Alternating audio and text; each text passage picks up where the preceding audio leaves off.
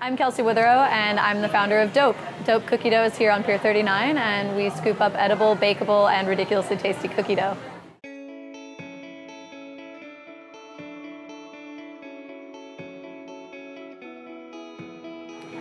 Well, I've got a couple of things that kind of led me to it. I just have always loved cookie dough, I've got an insatiable sweet tooth. I'm kind of one of those people who has dessert after breakfast, lunch, and dinner. It's kind of like, why wait? And when I was a little kid, I was always baking cookies. Cookies are so versatile. You can make it basically with anything you have in your pantry. It could be your topping or your mix-in for that flavor. So I felt really creative when I was in the kitchen as a kid.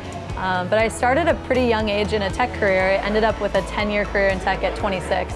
So through those years and the stress of it, I developed kind of an unhealthy relationship with alcohol, lost sight of all of the things I loved, like baking and running and all these awesome things. And when I got sober in 2015, I rediscovered my love of baking.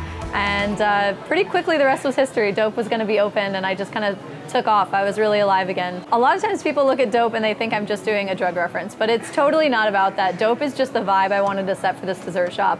I watch countless women open dessert shops, and it's like these pink and white and rainbows, and you're in some like little kid's birthday party all of a sudden.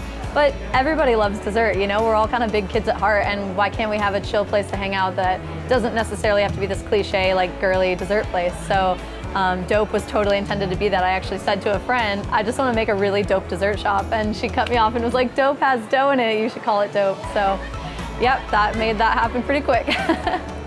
I think DOUGHP's unique for a couple different reasons. Like, you can make cookie dough at home, but you might die from salmonella, so there's that. We've technically made it safer to eat. There's no eggs used in the recipe. We also heat treat the flour, so you're getting something you might not know how to make at home. We also make a ton of flavors, so I've made more than 35 different flavors since we first started, which is pretty incredible. I like kind of the rotating stuff, and it goes back to cookies in general, right? They're so versatile, so it's easy to make new flavors.